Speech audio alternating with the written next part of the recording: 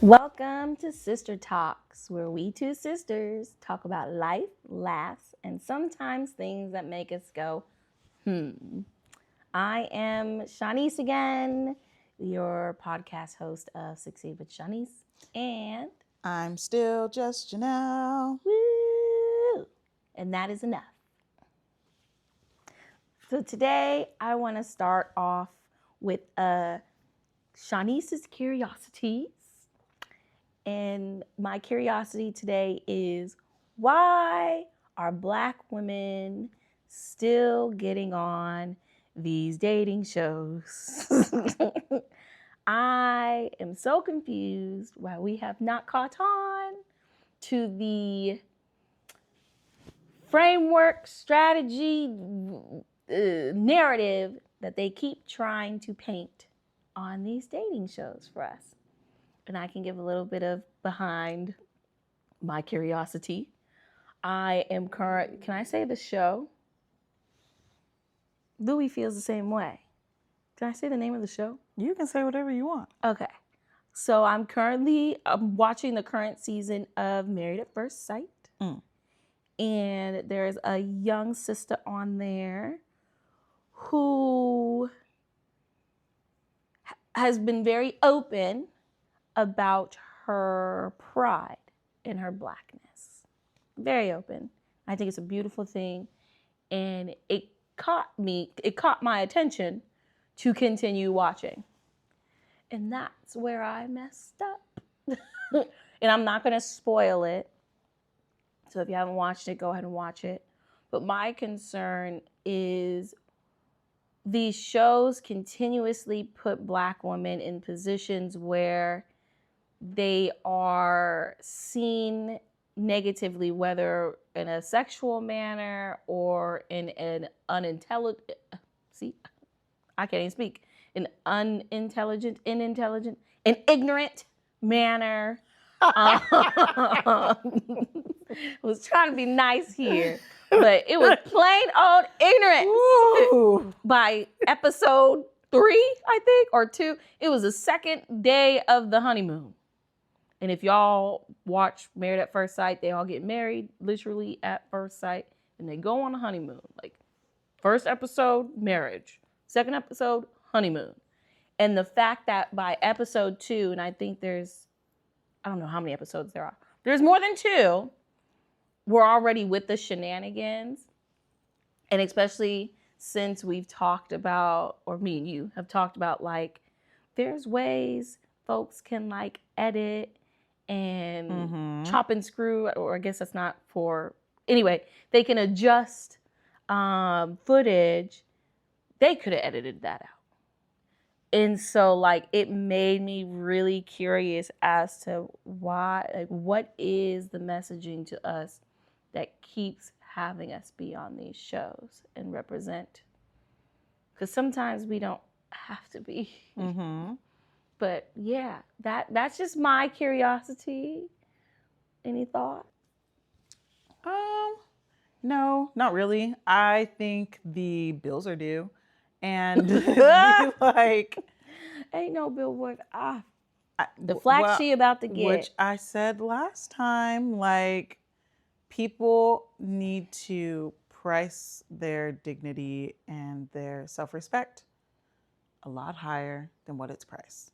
Because I know whatever it is that they're paying you is not enough to be somebody who showed up like this, acting a fool, sometimes looking a fool on TV.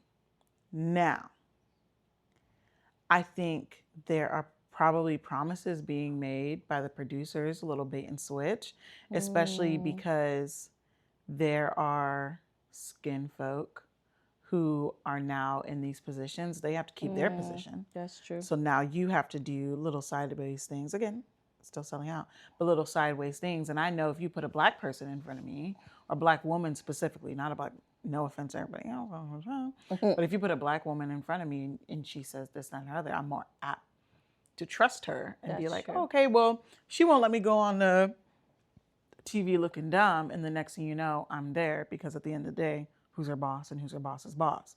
True. now that I've said that out loud on a podcast, I'm going to be weary. but like I truly think that's really what it is these days, because I find it hard to believe that y'all will go on these shows and show your whole behind. And I hate that we as a culture not sidestepped, but kind of sidestepped and like we lumped everything under respectability politics, right? Mm-hmm. There are some things that are respectability politics, yes. However, when you go out that door, you are representing the community. Mm-hmm. Mm-hmm. So anything you do, you are representing the community.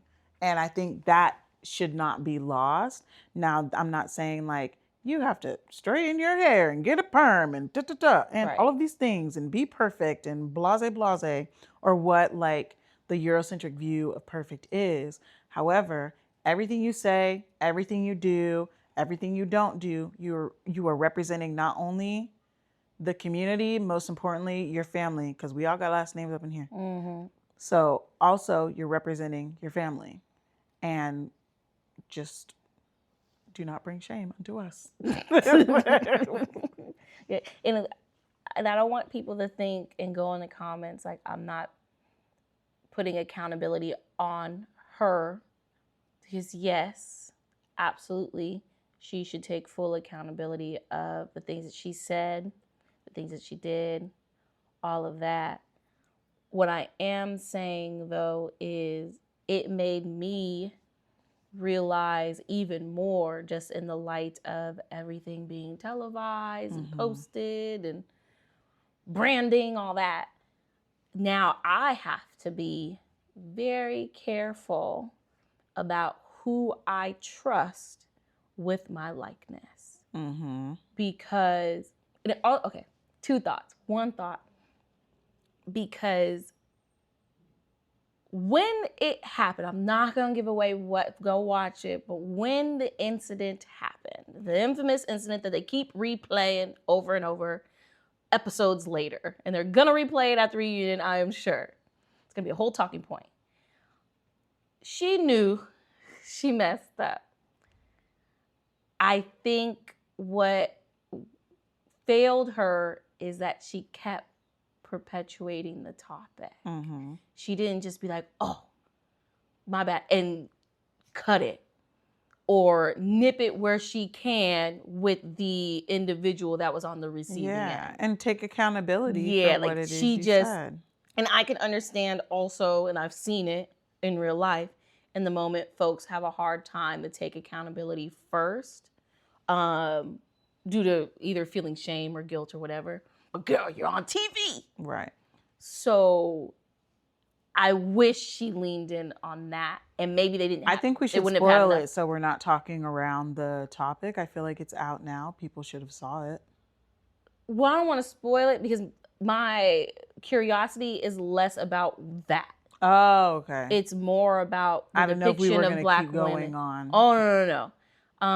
The depiction of Black women in general, just in media, and how we have to, which brings me to my second point. It made me think about. But yeah, that one she did to herself. She did. And didn't nobody orchestrate. Well, absolutely. Yes. And they're waiting for you to mess up so they can continue to show the edits. Exactly. Which brings me to my second point of like, we as Black women have to just be more diligent. And when I say diligent, I mean proactive, resourceful, ready for them, for anyone, not them, anyone, to use what we say or what we do or our likeness that is not for the betterment of whatever our original message, value, purpose was. Because I started thinking like, okay, if I was in this situation and I was on somebody's show and I said something and they chopped that thing up into their entire season. And so, and they spread it out throughout I'm not done with the season yet, but I already know that one little 2-minute clip is going to be spread out and used, and then someone's going to take it, run with it, and do a whole new little whatever it's called on it. But I started thinking about, like, if that was me, what do I need to have put in place? And I thought of Lisa Barlow. So we're always going to come back to Lisa. Because, like, if I had a team, one, what's my contract looking like? Two. I just said something, yes, added ignorance, but also that's not going to have a positive light on me, my business, or my brand. What's in my contract to get that removed before production? Mm-hmm. And again, I've never been on the side of being an actor or a star or a cast member of these shows or whatever, but I'm sure you can review the contract in a way that adds language to protect you. And I think in everything that we do as Black women, we need to be a lot more diligent in these times to put things in contracts or whatever that gets us to have whatever outcome that we want to have, while keeping the sanctity of ourselves intact. Because as I'm watching this play out, I'm noticing that they're replaying the same clip over and over, not realizing she's got to go home after this. And she's got to go home after this. So this season's in Denver, Colorado. Mm-hmm. We all know there ain't a lot of Black people. I mean, if they are, prove me wrong in the comments, y'all. But there ain't a lot of Black people in Denver, Colorado. So being able to just ensure that we're protecting ourselves in that way, or even just having a team. Like, I was like, is there a team out there of lawyers that specialize in this, that can work with production companies, be like, yeah, about that clip, you can put everything else around it but that clip. And if you play it, she gets residuals. Something, I don't know. And two, they are forgetting about the casualties that are part of this. Because in this, she did something stupid, horrible, very ignorant. Very. And somebody was on the other side of that. Mm-hmm. So by continue that, his family is also going to watch this. Yeah. His true. community is also going to watch this. So not only, yeah, she's embarrassed, all of these things, because it is very embarrassing, and she should know better. Mm-hmm. However, and they don't care about anybody, because now you have a community that's going to continue to have something said. Mm-hmm. And traumatized by it. That's what word I was looking for. To continue to be traumatized by that, although it only happened one, kind of like what the news does to us, right? Mm-hmm. And so, and like, how do you protect that as well? Mm-hmm. Like, you can show it because she did it and it was stupid, but now let it be something that you refer, but you don't show again. Exactly. Because not in the sense of like protecting her because she did something stupid and very ignorant. That's true. But in the sense of protecting the people who are on the other side of this. Mm-hmm. That's my initial thoughts. I don't watch the show. It's too long. It is very, I think it's longer this season. They're doing something different. But yeah, show aside, it made me really think about, especially as I think about my trajectory in my own brand and platform. Like, ooh, Shanice, if you said something stupid, dumb, ignorant, they're going to replay that over and over and over again and not care where it lands. Mm-hmm. And yes, we are human, and yes, we make mistakes, but we just especially Black women, have to just be more careful. Mm-hmm. That was just my curiosity for today. And I will not be joining any dating show at all. So I thought about Married at First Sight, because that takes out all of the work of finding someone. Because like you have the experts do it for you, but like also aren't there matchmakers out there?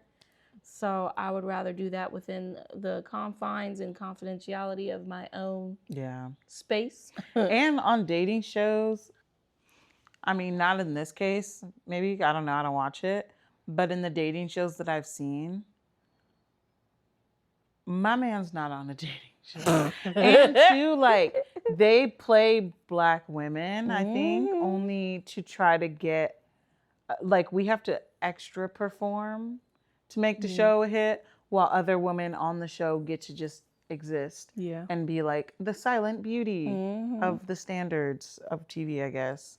And like we would have to like tap dance or have something dramatic happen, or even, I mean, there's a lot of lawsuits now, but like people of color, additionally, have to like be in very dangerous situations to even like stay on the show. Like their threshold for nonsense and safety concerns for Black women specifically, but also just in general, people of color, it's not anywhere where I put myself. I don't trust anybody to that totality. I need to be able to go home, of which I own, at night. So yeah, that's my thoughts. I agree. Is it my turn now? Yeah.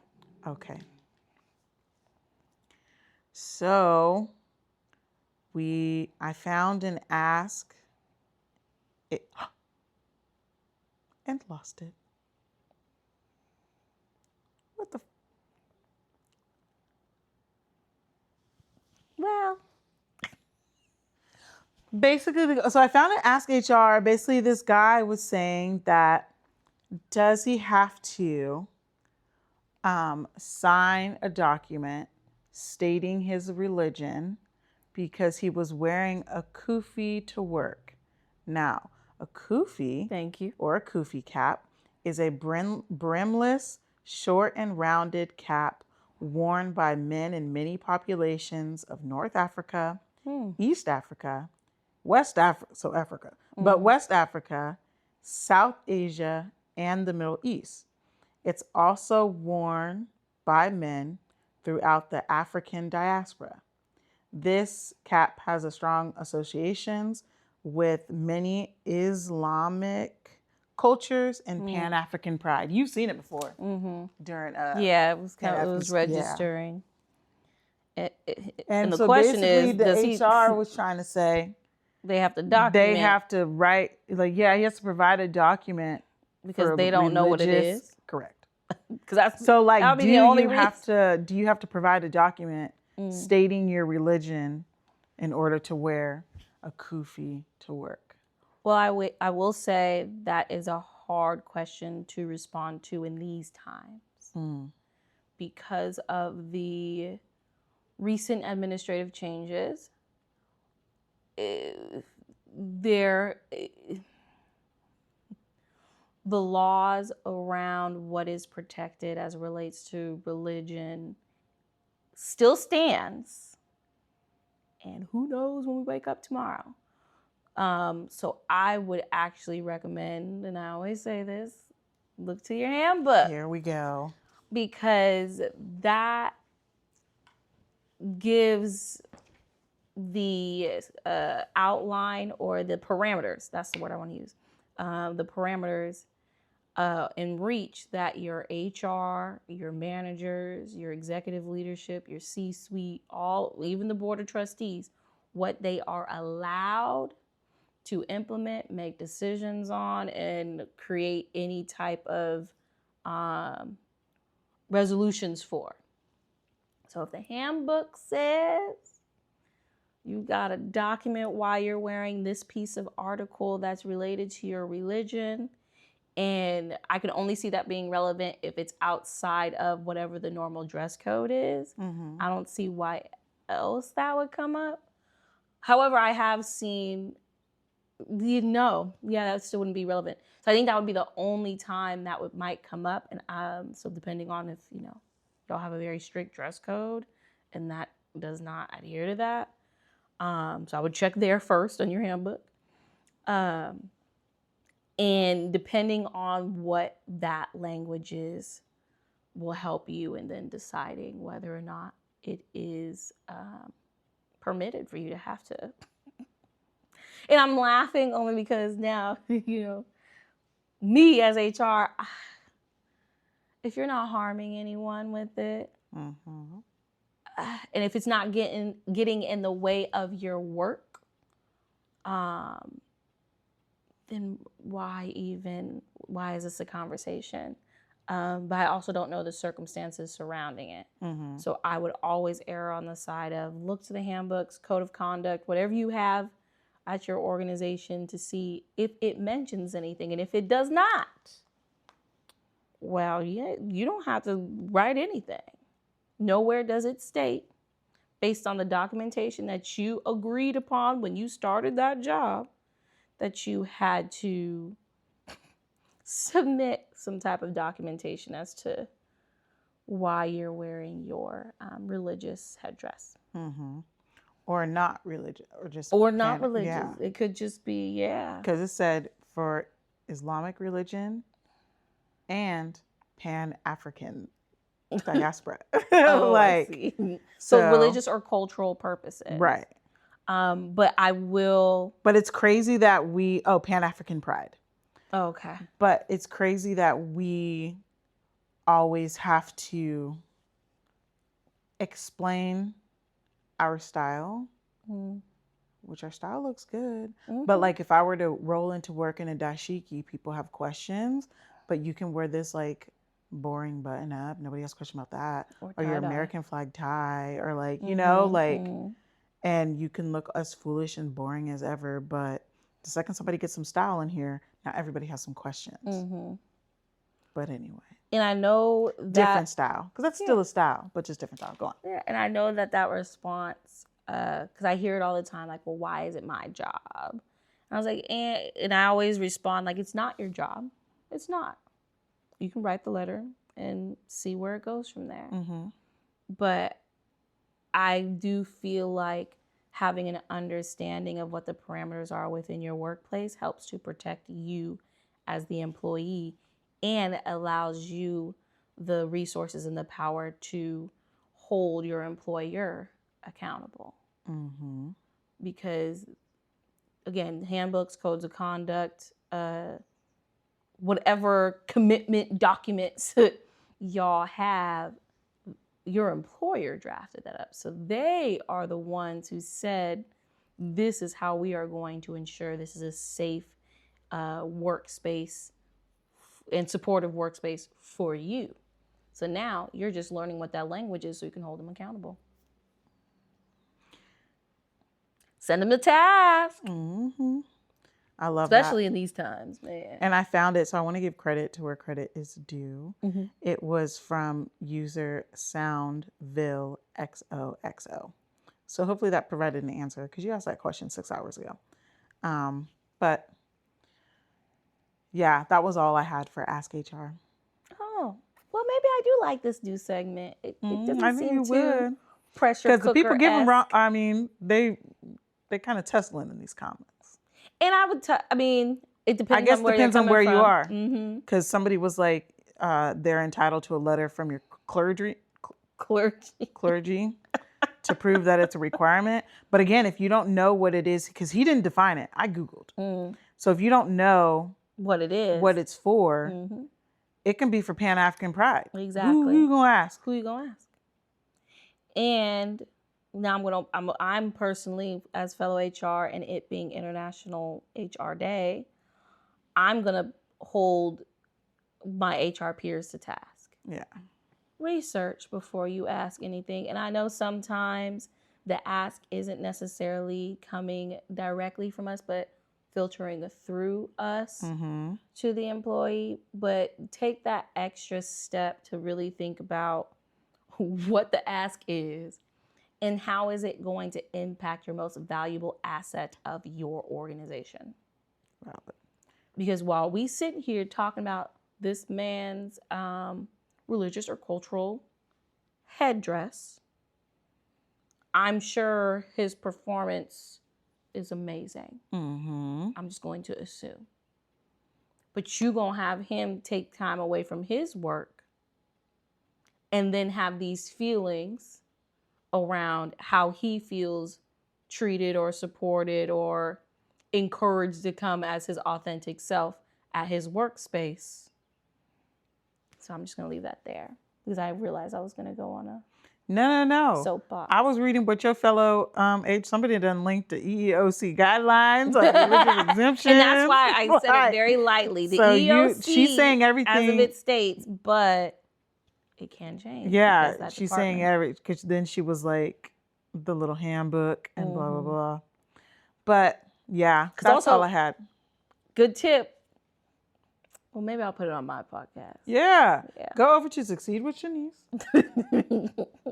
And that is that. I do tips on Instagram too, Oh, yes. if you don't want to listen. But yeah, I mean, other than that, my last thing, and it's another Shawnee's curiosity, so I guess it's gonna be full of just tidbits and curiosities, is reflections on the Netflix miniseries Forever. Okay. Are we ready? We can do that. We can. I wish we did it right when I watched it. But we Oh, can do it yeah. now. There's a lot that I've forgotten. But there's I a don't lot that I think- remember. So I go mean, I on. don't expect us to touch on every Oh, single okay. thing. I'll start off globally, and we'll say globally how we felt about it. I know what I remember. Okay, go on. So global or macro level, I think it was a great show. I think it was something that was very much necessary and timely and relevant. I'm talking like an HR person. But it was like every bit about it. 'Cause I really thought going into it, I was like, ugh, another one of those love and basketball, brown sugar, but with the teen spin where everybody's on drugs and sexing type stories. And it wasn't. You sound like a boomer right now. That's really how I took it. So I was like, the way that they were depicting it, I was like, not another one. I want our kids to be kids. Even though technically we were kind of traumatized with Degrassi, but I digress. And it wasn't. And that was so refreshing. I felt like it spoke to me as a 36-year-old and to my teenage self and to my future self one day when I'm a parent of Black children all at the same time. So yeah, macro level, that's how I took it. How about you? I loved the depiction of dark-skinned Black woman in this show. I am slightly envious, but really happy these kids get to see this and get to see themselves. Because when we were little, dark-skinned Black girls, we weren't getting any of the parts where we were soft and and a lot of this, they was, playing in her face, whatever. But she wasn't hung out to dry. And she wasn't, first of all, she existed. So there's that. But she wasn't anybody's sidekick. She wasn't like that. Additionally, I love that it was from the lens, or it showed like not what really goes on, but like it touched on a lot of things, right? We went to school in Walnut Creek. So when you go to a PWI, which I didn't know you could say for elementary school, so I thought that was just a I didn't know that either. But it touches on the fact that like when you go to these PWIs and like they are talking about like, oh, we're one team, we're one whatever, da da da da. They don't mean you, and there are like subtle ways they remind you of that. And like we've been in places where we had like performed well, been on the teams, been in the academies, did the things, but vivid reminders of people who were also Black, going to those schools, going in those places, weren't on the teams, weren't performing well, and they were not included in the quote unquote family or whatever. Or if we like sidesteps or wasn't perfect for one millisecond, then all of a sudden we're out to dry and we're just like the rest of them. So like I love that they touched on that, and I love that they were able, although they went to different schools, whatever, which Black people be knowing each other. Yeah. But like they went to different schools. I love that they had still that like overarching. I wish they do it a little more, right? But like they had that overarching like, okay, well I know such and such is mom. Right. And like it seemed like all So the you black gonna color or am parents, I? right? But it seemed like all the black parents knew each other, Yeah. knew of each other, have spoken to each other. And I want to, because I want to raise my kids with windows and Right. mirrors. Right. And because like I'm not going to send my kid to an all black school, but there's going to be a good chunk of black people at my child's school if they do school. Like I Right. might just homeschool, who knows?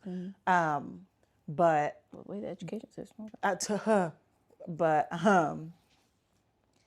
I still think it's really important for basically just it to be a village, for all the parents to look out for the kids, so nobody else's parent can think they can come up to you and tell you about somebody else's kid. Or your own, for that matter. Because who are you? All it takes for my kid to sidestep or not be as good as basketball, you be talking about my kid too. So what a part of you of it as an adult, you gonna talk about a child. Exactly. But we know how I feel or be about in that. children's business. And I loved the distinctions that they kept forming of adult business, children business. And yes, they did overlap, but like there was this, you could see this clear line between the two and how it was cared for. Like, kids should be able to be kids. Yeah. Period. I'm always going to say they're going to make mistakes. I think one of the characters was like, this is the time for you to mess up. And I don't think, especially our black children, I don't think society allows them or reassures them that as a child, you can mess up. And we know why. We won't dive into that. But like going back to the village, it helps in really creating that space so that they can mess up. Let them be kids. Let them go and take a bike to Timbuktu just because they're in love. Like let them, now me, grown me, I ain't doing all that. But as a kid, like that would have been nice to even think about. Or to even create space, because I also like how it didn't depict that like people aren't perfect, okay? But watching it, it let me know like, okay, as a parent, I'm gonna do this better because I want to be the first person my child comes to. Nobody, no other parent should know about what's going on with my kid except for me. And I want my child to always feel like no matter what, I'm going to stick up for you. I'm never going to believe that, like, first of all, if you're here, that means I wanted you. We have all the choice in the world where we live. That part. So, like, there's nothing you can do that can make me, and I understand that's not everybody's, like, truth. Sure, yeah. Yeah. Lived experience. He wasn't our lived experience. But, like, I want to create for my child, there's nothing you can do aside from two things that will make me completely not love you. Parents feel. But yeah. But like that will make me not love you or make me like throw you out or like be like you're a disgrace or da, right? So it's like to see that she had to go through that all by herself was like very difficult to watch like as a kid. Cause I'm like, dang, like, cause also too, like there is a tape of her, which is illegal, by the way. If there are any, like, to all the young kids, like, that stuff is illegal. So why are we doing it? Which was my surprise. And not just recording it, sharing it as well. Correct. Which was my surprise when the mom told the other mom about the tape. Right. You are telling her about something that's illegal. That means all of you guys know that this is illegal, but nobody protected that little girl. Instead, you wanted to be like, along. Correct. Oh, you may be better at a different school or trying to wonder like why, oh, she was having a hard time. Excuse me. Because you know what? If one student has done it at your school, all the students have done it at your school.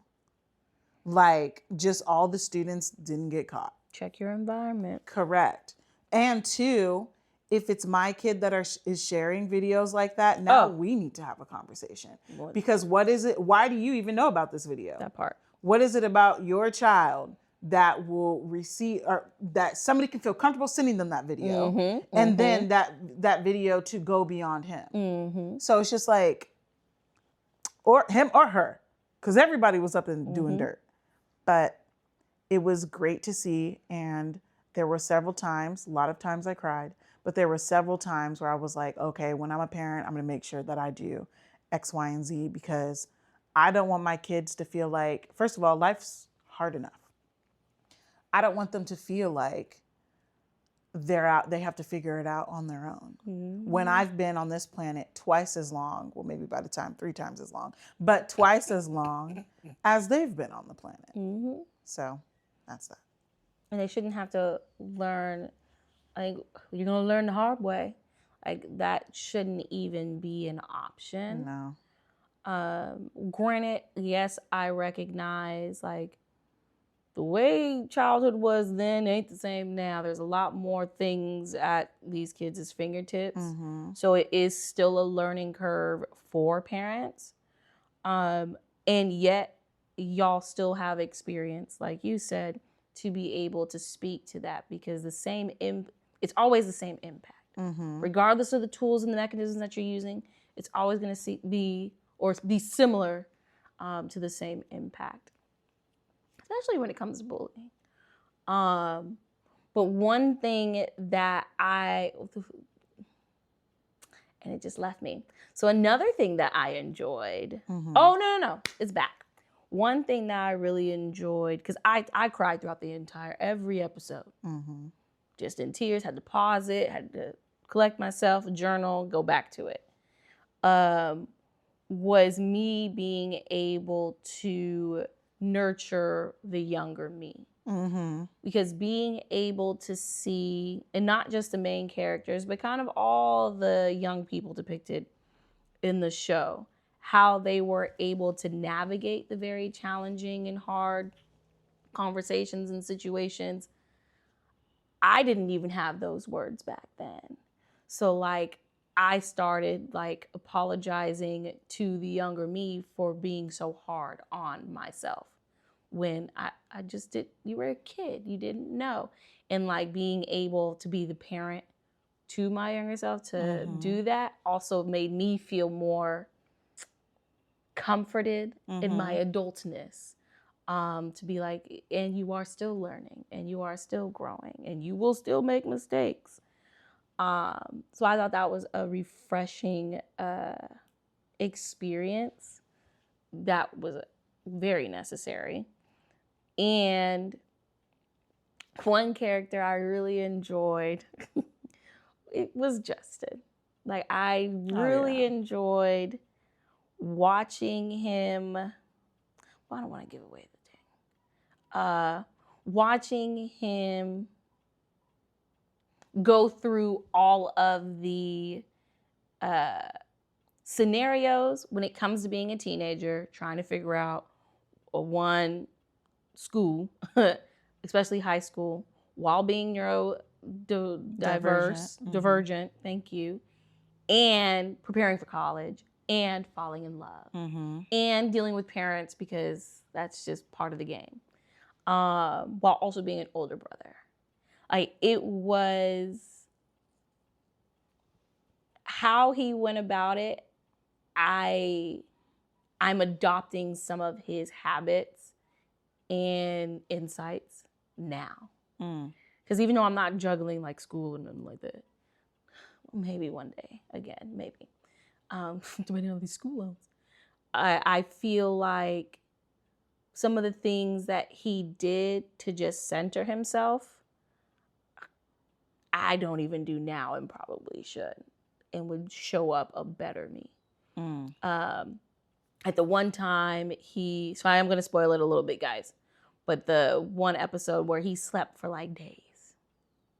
And I know it tied to his ADHD, but also for me, like, he was emotionally just exhausted. Like, I would be too, all the stuff that was getting thrown at him all at once. So like, being able to have that space and not judge yourself, to just, you know what, I need to sleep.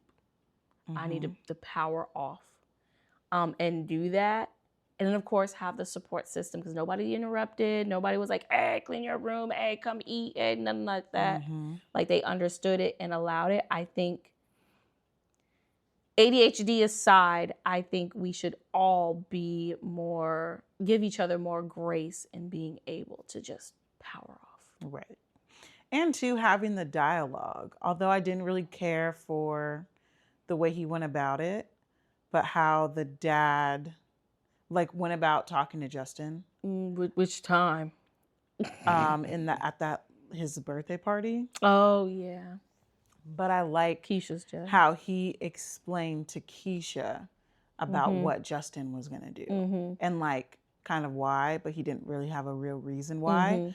Because we see that happen everywhere. And I feel like if he would have had a conversation like he had with Keisha with Justin instead of berating him in front of everybody. He was also give people, and that's why I was like, I want to, for my kids, I want to give them space and resources, because we had space, we didn't have resources. Well, space for what? To anything you're interested in. I didn't have the space. Try it. Right. Okay. I had space, no resources. Because you can try all these things, but we can't afford to put you in exactly. no and we heard it class. Every single we can't, day. But again, I get it. God willing, I'm going to, which is why I'm taking these extra steps to make sure I do. Exactly. But they did the best they could. My grandparents. But to not be, because I've been like him in college. And he was only in high school. Right. So I'm sitting there like, well, at least you found it early. But in college, when I graduated with my first degree, which is crazy, but I graduated my first degree, kinesiology. I was so dead set on being, I don't know what, I think I wanted to work in a gym, and that's what I wanted to do, and teach PE, because those are the only jobs you can really get with kinesiology, in mass. You can be strength conditioning coach, but I wasn't trying to do any extra certifications. This is going to be funny in the future. Well, you already know what it ended up. From not trying to get certifications to having a whole nother degree. Anyway, my senior year or junior summer, I found athletic training, learned about what it was, because we had to take a class on all the professions that are available and the professions that are not widely known. So boom, found athletic training. Too late to be in the athletic training program because I'm about to graduate. So then I go out and I'm dead set on athletic training. I know I came here for pre-med, but then ended up in dance, ended up kinesiology, and then had to go back to DVC to go do some classes, and then go and get another degree to then get out with that degree with honors, but to get out with that degree and do the things that I wanted to accomplish, and I did them. To find out I don't want to do that anymore. Now I want to do something else. So I want to give my kids the time to figure that out and the space to figure it out in totality whilst they're younger. So I spent a lot of time in dance and cheer, and that took up most of the time. But during that, I took a photography class. I took ceramics. But there's no photography, there's no ceramics past this elective. Right. Because who's paying for the classes? Right. Who's paying for the clay? Who's paying for it? So I just want to make sure to put my kids in spaces where they can be well-versed and learn an instrument or do something. Yeah, and I think that's really important to do, because even with the show, all this was happening in 2019 for them. And usually high school gets out, or seniors graduate around May, June. So June of 2019, and then school year starts in the fall, right? Should you go to college or vocational? And so having that top of mind, because I'm very particular about timelines, and in watching Justin really struggle with the expectations of his parents, what he's been doing and thought was what he was supposed to do, while also finding out, actually, this is what I love. Mm-hmm. And I actually want to do this, but it's a whole different plan, trajectory, outline that does not align with what everyone else wants him to do. It felt very, first I understood his struggle, and it felt very privileged because I kept telling him, like, just do it anyways, because 2020 is about to come up. Mm-hmm. Like, it, or I would yell at, like, his mom for doing all the extra stuff. Mm-hmm. And when he asked, like, did you already send that tuition check? I was like, I hope not, because 2020 is around the corner. Mm-hmm. Like, I kept talking as if they knew. But, like, then I sat with that and had to write to myself for the future, make sure your child is able to explore everything, because you don't know what is going to happen tomorrow. And I felt like that came from my experience of, I was given a plan that I had to do, and I could not stray from it. And regardless of there being no funding for me to even complete my first year of college. So if anything, that should have told me, okay, well, maybe I need to leave this UC. Yeah. Take either a gap year or go back home to a community, something. Yep. Because nobody has money. But instead, like, nope, they said this is the plan. I have to do it. So I worked my ass off doing 2-3 jobs on top of a full load and extra coursework and sorority, because, you know, I'm a college student and I want to still have fun. Yeah. But, like, and not being able to just get the full experience, I want to make sure my child does not, based on either my expectations, the world's expectations of them, does not get basically, like, robbed If you're of gonna their be college there, be experience. there. Yeah. That's valid. And I was gonna say that, like, I want to, like, I wish they had more dialogue around that decision, because especially in LA, there is not. Now I don't know what bougie school he was trying to go to. I forgot what it was. But Was it NYU? there is, and I'm not gonna just pump my own school, but there are a billion ways to get to wherever it is you want to go. So at Cal State Northridge, there were plenty of, like, in their music program, there's like individual rooms that you can rent out. I was in the choir at the time, so it was like for just to sing in those rooms or whatever. But I knew somebody in the music program. But you can, like, rent out the rooms, you can work on your music, because there's a lot more that, you know, people who always talk about the grades, like, oh, Kendrick Lamar is so great, and da-da-da. There's a lot of technique-wise that he knows about music that makes him really good at music. I'm not saying you can't just, like, hop in the studio. I'm not saying that there aren't talents there. Yes, of course there's talent in music, but there's also technique.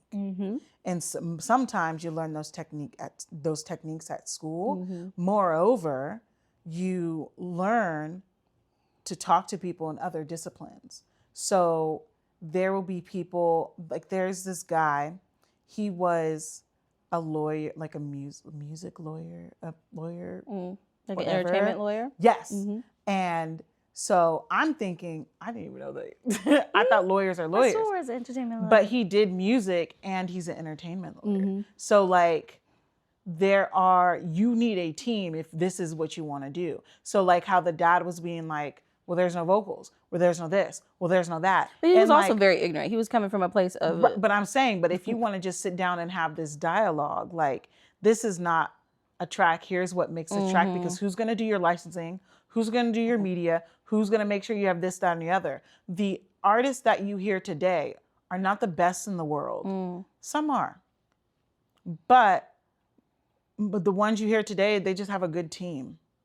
So, like, being in school, because there's an entry to a school, right? Sometimes, now again, you're in LA, dime a dozen. If you're elsewhere, though, don't think you're going to just stay in Nebraska and get it off the road. No. If you're trying to make beats, now if you're trying to make country music, I don't know. But that is where you find your team. That is where you find people that are like well-versed, and you have your diverse group so you can create something beautiful. And I wish that we spoke to young people in that lens rather than being like, you go to school to be a doctor, to be a lawyer, and to get into this little bougie school. There are a billion schools out there. Also, and I'm going to say this to Black people because the schools are only the schools because of the students that are in the schools. Yes, very true.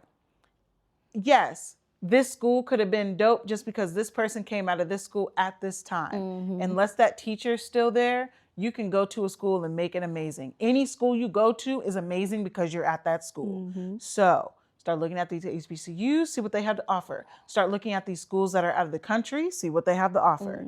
Go to a school to get an experience, to meet people, and so you can collectively make your dreams come true.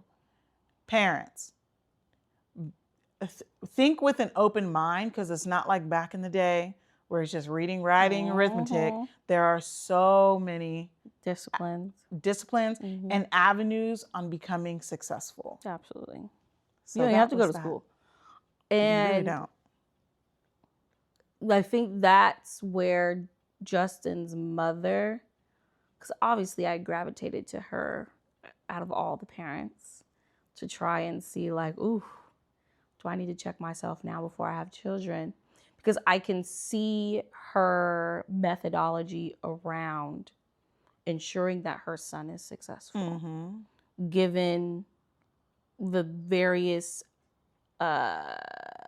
resources and abilities that he had. Because I don't think ADHD is a disadvantage. Actually, whatever he was hearing in those songs was more an advantage than me, because I just heard a beat, but he heard everything. And I took from that by watching her, like, do not give advice to your kids, Shanice, out of fear. You can't do that. I get the fear, not shaming the fear, but your child, because of one, the foundation that you have built, and two, because every child has all the opportunities in front of them, can be the quote unquote odds.